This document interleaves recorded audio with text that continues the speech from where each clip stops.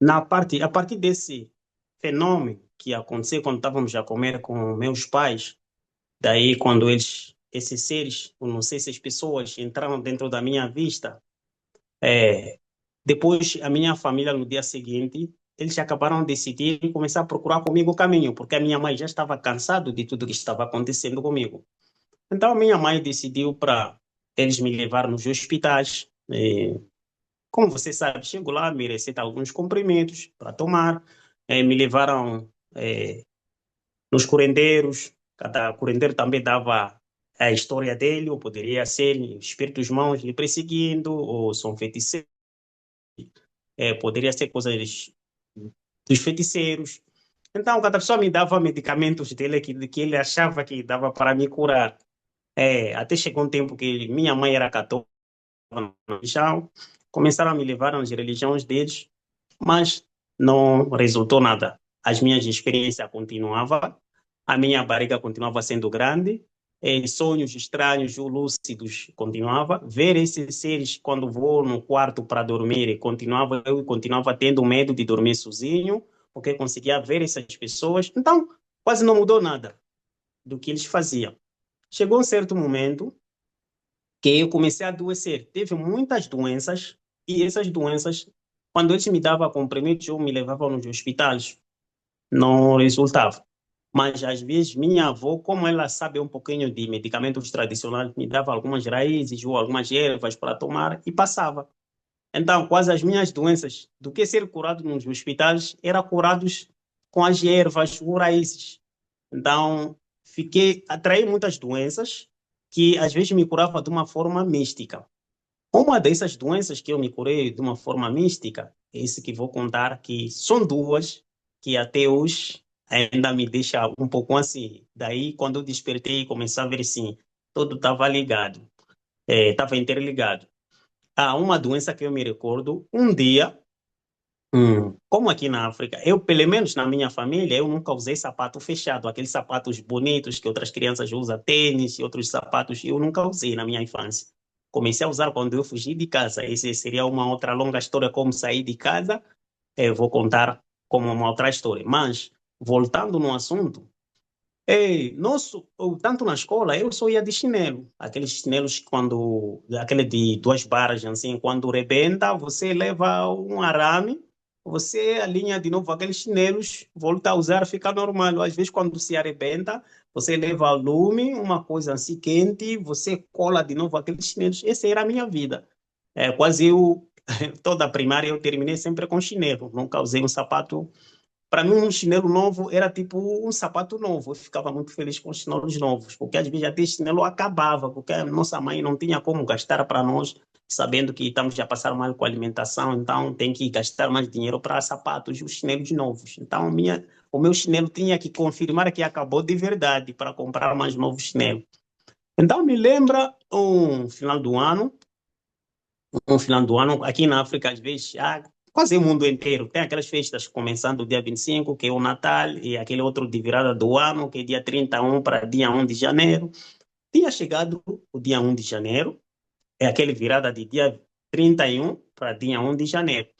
Então, a minha mãe tinha comprado para nós roupinhas novas para festejar com ele. Nós ficamos felizes e também tinha comprado novos chinelos para mim. Então, nesse dia, como a minha cidade onde eu morava, ou nessa localidade onde morávamos, era uma cidade um pouco pequena, mas um pouco distante havia uma cidade mais grande daquela nossa cidade. Então, a festa estava acontecendo naquela cidade grande. Havia uma festa de umas pessoas músicos estavam tocando lá, então muitas pessoas tinham ido lá para amanhecer lá nessas festas.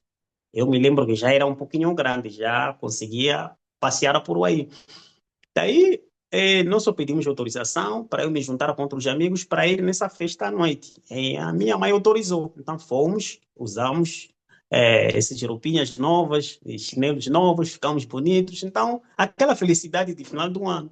Fomos na festa.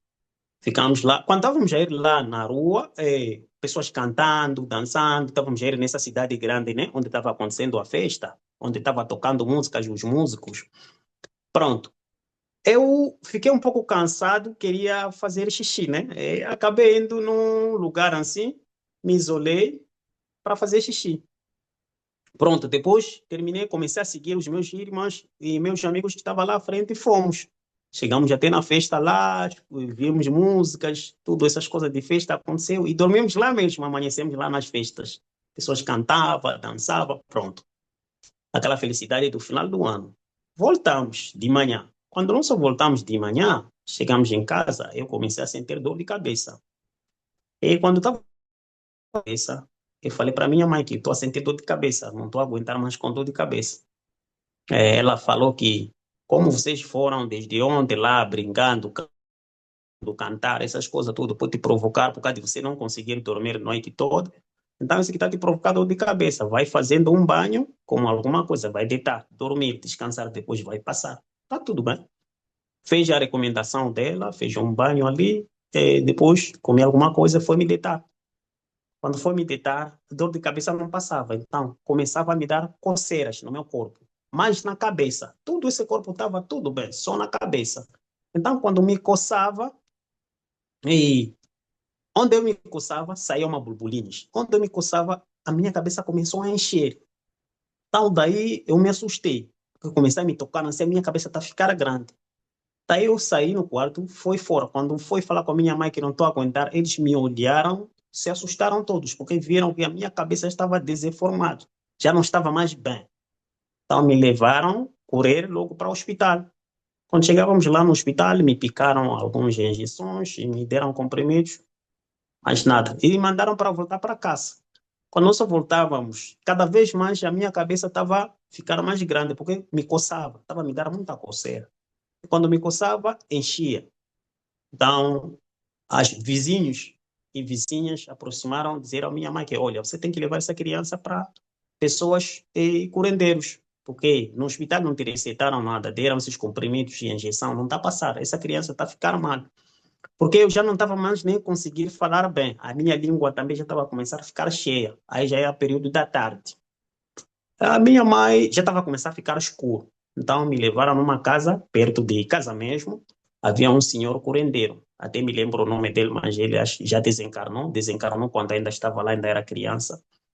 Me levaram nessa casa desse senhor. Quando chegamos em casa desse senhor, já estava um pouco escuro. Esse senhor, só por me ver, ele começou a rir. Esse curandeiro começou a rir. E a minha mãe falou para ele que, olha, senhor, você não pode ir, o meu filho está morrendo, não está bem, está a ver a cabeça dele como está ficando. O curandeiro respondeu para a minha mãe, porque tinha mais outros vizinhos ali, meus irmãos que me acompanharam até lá com a minha mãe, todo mundo estava ali fora. O curandeiro respondeu para a minha mãe que essa criança não está a morrer, essa criança sabe o que lhe aconteceu ontem, sabe onde ele estava, sabe o que lhe aconteceu. Então não está a morrer nada, é por estou a rir, porque estou a ver vocês estão muito assim, agitados, que a criança está a morrer, não está a morrer nada. Então, a minha mãe falou que estou a pedir curar ao meu filho. E daí abriu a cabana dele, os curandeiros têm umas casinhas deles, que são cabanas deles de trabalho. Então abriu aquela cabana dele, ele entrou primeiro, foi fazer coisas dele lá, daí falou para minha mãe que vocês todos vão ficar aqui fora comigo, mas eu vou entrar com essa criança, vou lhe deixar lá, a de ir falar com um amigo dele. Pronto. Minha mãe, como todos eles queria que eu fique bem, me levaram para dentro. Eu, com esse curandeiro, entramos naquela casinha deles. E ele colocou um pano branco, colocou um pano branco assim na parede da casa e me mandou parar ali. Me falou para eu fixar a minha vista ali naquele pano branco, falar tudo que eu quero com o meu amigo. Disse: o meu amigo está naquele pano branco. Eu tenho que falar com o meu amigo lá naquele pano branco, falar tudo que eu quiser sobre a minha cura. E ele me falou que ele vai sair, qualquer coisa, ele vai entrar. Então, ele saiu, eu fiquei ali. Quando ele só saiu, eu vi voz falando ali. Me chamou de meu nome verdadeiro. Ele me chamou, essa voz estava saindo naquele pano, mas estava escuro. Lá dentro da casa estava escuro, mas eu estava a ouvir voz. E aquele curandeiro já tinha saído, estava lá fora com meus pais, com a minha mãe, os meus irmãos e vizinhos lá, que estavam preocupados que eu estava quase para morrer. Então, a voz me chamou e eu aceitei. Ele me falou: olha, você está aqui, Mas você sabe o que te aconteceu ontem? Eu falei que não. Diz, quando você estava a ir naquele lugar de festa ontem, tem um lugar onde você fez xixi. E nesse lugar havia uma pessoa que não gostou daquela coisa que você fez ali. Mas ele acabou ficando zangado consigo e acabou dando uma tapa para você. Tipo, me bateu esse espírito. Isso significa, havia um espírito ali, eu fiz ali perto dele. E daí ele agiu, esse espírito. É por isso está acontecendo isso comigo. Mas não se preocupe, tudo já foi resolvido. Você vai ficar bem e vai bem. Sempre nós estamos contigo.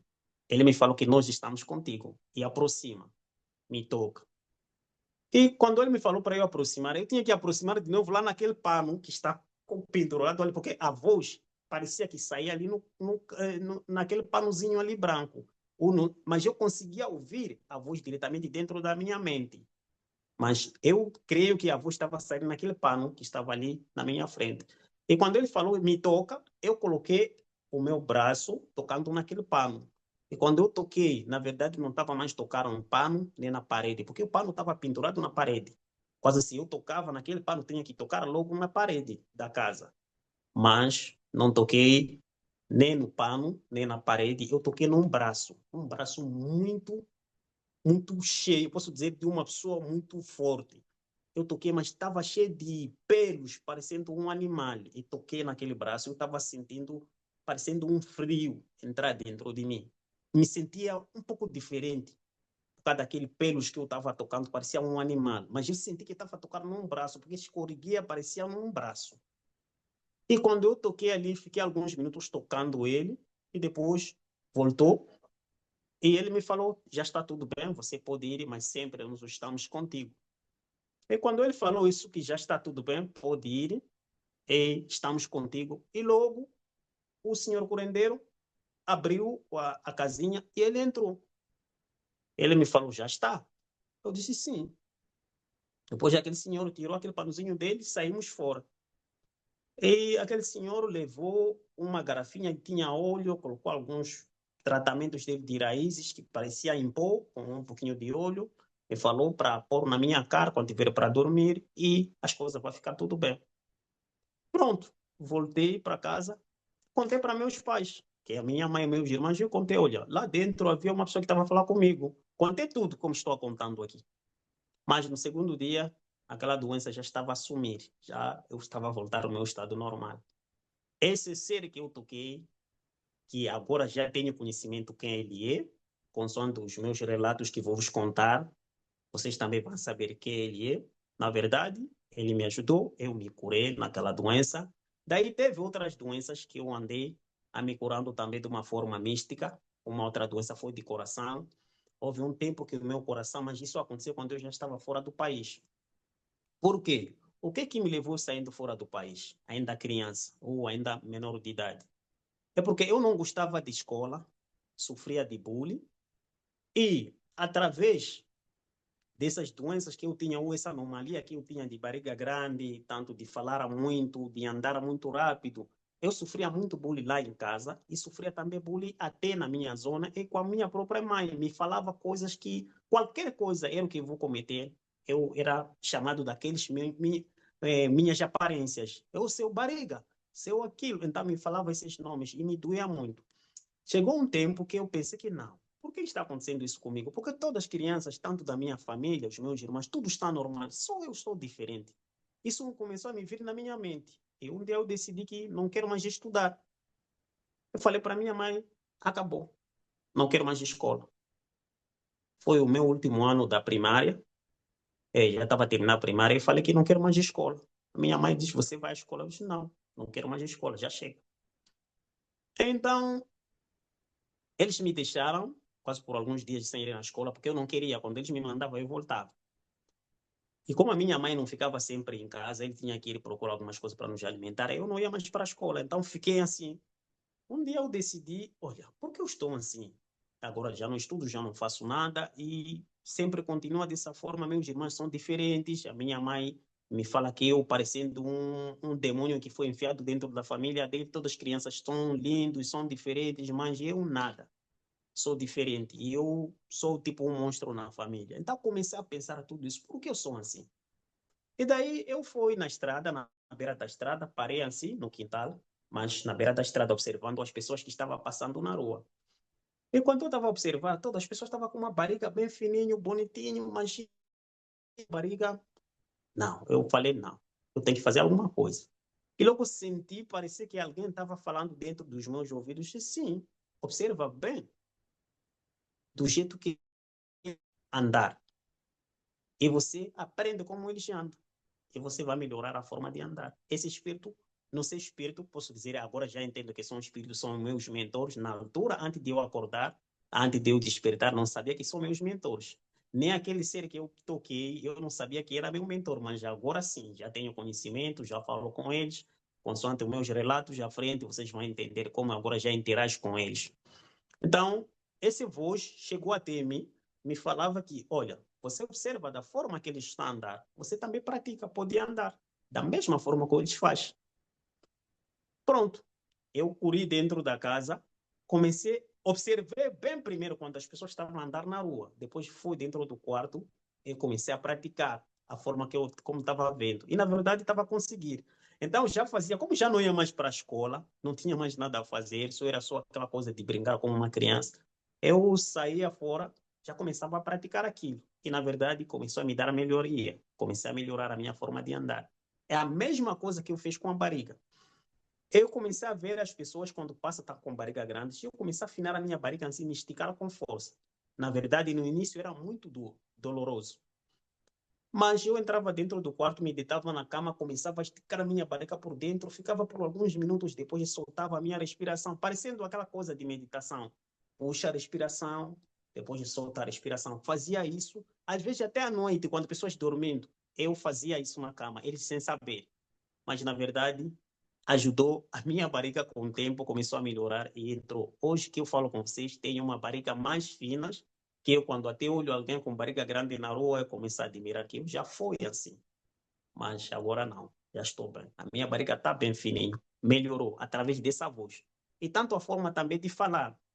Quando onde tem pessoas grandes, tudo que eu sonhava, quando eu quiser logo para contar, eu escutava a voz, me dizia calma, fica calmo. Então, ficava quieto, mas eu quero falar. Mas com aquela voz que me falou que calma, eu me acalava. Então, comecei a melhorar, já não conseguia mais interagir muito quando as pessoas estavam falando, já não conseguia contar muito os meus relatos. Embora que me soava dentro de mim de querer falar, tanto com crianças ou pessoas grandes, contar o que eu sonhei, mas eu escutava essa voz, me dizia, acalma. Pronto. Então, quer dizer que essas vozes me trouxe essa melhoria de andar muito bem, afinou-se a minha barriga, já conseguia me acalmar sem falar muito, embora que até agora ainda falo muito, mas melhorou muito, muito mesmo. Eu não era assim, era como um papagaio. Basta ver pessoas a conversar, eu contava os meus relatos. Todos os meus sonhos, que eu basta sonhar, logo de manhã eu tinha que contar tudo. Então, melhorou de verdade. E daí passou um tempo que eu já não estudava, eu comecei a ver, não, eu tinha que sair. Me vem aquela intuição, já que a minha família não me quer, muito mais a minha mãe, está a falar que se tiver um lugar para me vender, poderia me vender qualquer moeda só para eu afastar naquela família, porque sou um demônio que está dentro daquela família. Bom, eu tinha que me separar deles. Só me vem na mente, chegou a hora que eu tinha que me separar, tenho que fugir de casa. E daí eu já conseguia ir na machamba ou no campo onde a minha avó vivia, lá onde eles capinava, ia lá, tirava verduras, folha de mandioca, às vezes folha de batata doce, então, ia tirar lá, seguia pessoas grandes que ia de madrugada, tirava essas verduras, chegava com ele, ia nos mercados na rua, vendia verduras, então aqueles meus dinheirinhos que eu conseguia, eu já conservava esse dinheirinho. Eu já tinha plano de eu fugir de casa, só que eu não sabia onde ir, como começar, eu não sabia. Mas eu já tinha começado esse plano de juntar algumas moedas e para eu conseguir sair de casa. E também com isso, meu pai às vezes vinha me visitar, me levava, às vezes lá em casa dele, ficava lá quando ele estava na cidade, ia ficava lá em casa dele às vezes algumas semanas, depois voltava. Como meu pai é médico, tinha farmácia, às vezes já ficava lá na farmácia dele. Ele me perguntava por que não quero estudar. Eu disse, não quero só, mas ia de voltar para a escola, próximo ano. Mentia assim dessa forma, porque já não queria mais estudar. E, embora que na minha terra estuda-se francês, mas eu já não falava muito bem francês, só conseguia ouvir, porque ainda estava na primária, conseguia interagir um pouquinho em francês, mas não muito bem. Como não tive terminado o juízo, não queria estudar, mas só conseguia falar nossos dialetos. Então, às vezes, ficava na farmácia com pessoas que trabalhavam para meu pai, tentava ajudar, aquela coisa. E às vezes ia lá no campo, na machamba da minha avó, olha, eu vendia nas zonas ou no mercado para conseguir juntar minhas moedas, conservava. E chegou um tempo que eu, na verdade, decidi que chegou a hora, eu tenho. Então, comecei a perguntar às pessoas, a investigar, como na escola primária já estudávamos sobre fronteiras de outros países. Então, comecei a imaginar, eu tinha que sair fora do país, ir bem distante dos meus pais, para nunca mais eles me achem. Eu comecei a pensar isso dentro de mim. Mas os sonhos não paravam, esse ser já aparecia, me levava a lugares diferentes, eles me ensinavam coisas deles, que até agora ainda estou a tentar me lembrar outras coisas no momento, outras coisas ainda, mas eram muitas coisas que ia me ensinar, mas parecendo que muitas coisas ainda não consigo me lembrar tudo. Chegou um certo momento, eu decidi, agora é a hora, não tenho como. Observei o meu valor, acho que me lembro esse tempo aí, já estava por aí, meus não sei se são 16 ou 17 anos, 18, mas eu me lembro ainda era menor de idade. Que eu decidi mesmo de sair de casa, porque tinha trancado mesmo a escola, não queria mais saber da escola. Tentaram lutar comigo para voltar à escola, eu disse não. Embora que já tinha melhorado a minha barriga, tudo, mas não queria mais voltar para a escola. E fiquei assim sem estudar, só juntando os meus dinheirinhos. E chegou certo momento, eu fui na farmácia do meu pai, na verdade, já como ele já me conhecia que sou filho do dono dali, às vezes eu tinha aquele acesso até na gaveta, tocava. Então chegou um certo momento que eu levei dinheiro, roubei dinheiro do meu pai, que estava na gaveta dele, e foi também em casa, tirei o valor que eu tinha e levei, mas já conhecia onde a minha mãe também guardava um valorzinho dele, que eu sinto pena dele, penso que a minha mãe me perdoe, tanto meu pai. Levei o valor dele também, anexei com o meu valor, eu procurei o carro, que ia bem distante, numa cidade grande. Eu fui, consegui chegar na cidade grande, consultei como poderia chegar na fronteira com Zâmbia, outro país africano, e negociei com pessoas. Parecia que eu já estava preparado para aquilo. Sempre havia pessoas para me ajudar, mas pedi apoio às pessoas, me guiaram. Se você ir assim, vai chegar até na fronteira de Zâmbia. Tem que subir o carro X até na fronteira de Zâmbia. Daí consegui, na verdade, viajei até na fronteira de Zâmbia, com o Congo, que é a minha terra, outro país chamado Zâmbia. Então foi até na fronteira de Zâmbia. Ali na fronteira de Zâmbia, eu procurei os caminhonistas que entram dentro da Zâmbia. Então, no capital, Lusaka, capital da Zâmbia.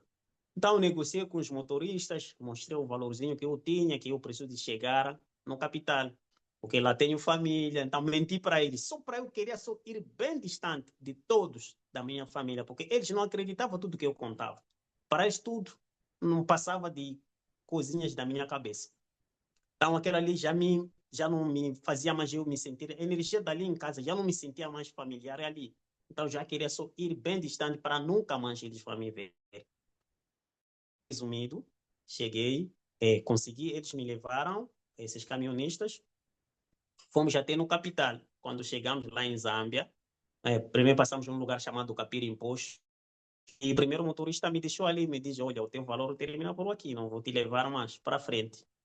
Esse motorista me levou. E esses caminhonistas, para me levar, me questionava: onde é que você vai? Você é uma criança, você merece ficar na escola, onde é que você vai? Eu só falava: eu vou para lá ter minha família, ter minha irmã. Então, mentia para eles, só para eles me tirar bem longe da minha família. Mas ele sentia pena de mim, ainda era muito pequeno, me levava. Pronto, eu avançava até cheguei nessa cidade chamada Capirimpos. O primeiro motorista me deixou ali, me disse que teu valor termina aqui, vou te deixar aqui, desce. E eu desci, ele continuou com viagem, negociei mais com outro, até me puxou mais para frente. Cheguei no capital. E quando cheguei aí, me deixou, ele falou, olha, você já chegou, é aqui, então se você tem contato para sua família, liga para eles virem te buscar aqui. Mas está bem, chegamos, era à noite, estava chovendo, eu me lembro que estava chovendo, e ele foi, me deixou numa paragem na beira da estrada, era à noite, estava chovendo muito. Ao lado, olhei, tinha uma barraca muito grande, parecia um shopping, onde vende-se alimentos, parecia um supermercado assim. E como era à noite, só tinha um morador da rua que tinha colocado as caixas dele ali. Eu também levei algumas caixas, coloquei ali, me pendurei ali, estava muito frio e chuva também. Dormi naquelas caixinhas ali. É, amanheceu, embora que tivemos um pequeno de briga com eu, com esse morador. O morador queria que me mandara embora, de eu sair dali, porque é lugar dele, não quer, ele não me conhece. Eu, como não falava a língua deles, porque na Zâmbia fala-se Chibemba, ou um dialeto de lá, e fala-se inglês. Eu não sabia nem falar inglês nesse dialeto. Então ele tentava me consultar coisas e eu não respondia. Ele ficou zangado, começou a me mandar embora, mas sempre que ele me mandava, me escondia um pouquinho, depois voltava mais por causa de frio e chuva. Eu também arrumei minhas caixinhas no outro canto, me curvei ali com minha pastinha, dormi. Graças a Deus, naquele dia amanheceu.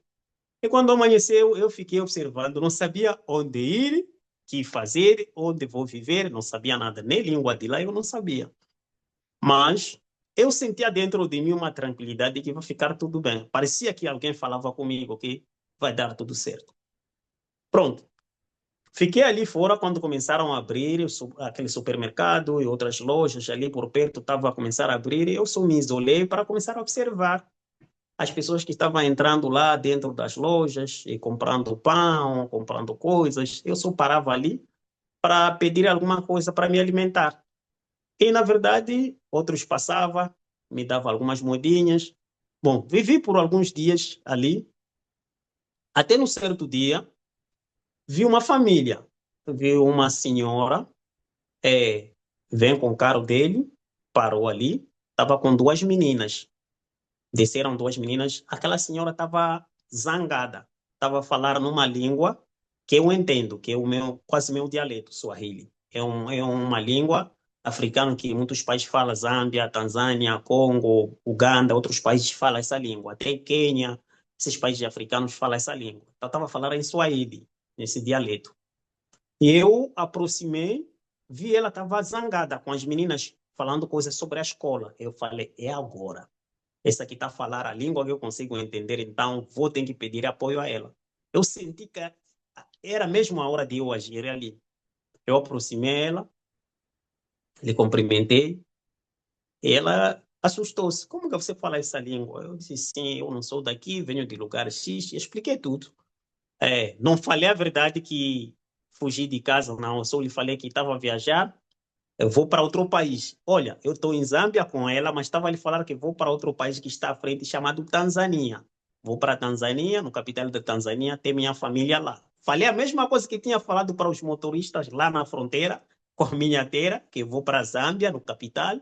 Depois, como já estava ali em Zâmbia, para ela me ajudar, eu queria só ir bem distante, que a minha família nunca mais me ache. Isso que estava na minha cabeça, que eu tinha que trocar aquela energia da minha família, da minha casa, eu tinha que ficar bem longe deles.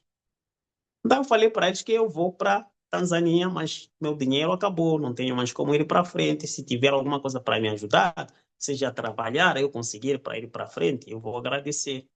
Ela me falou, agora você mora onde? Eu disse, aqui mesmo, aqui na rua. Eu durmo aqui, peço alguma coisa a comer aqui mesmo. Eu disse, tá bem, me aguarde.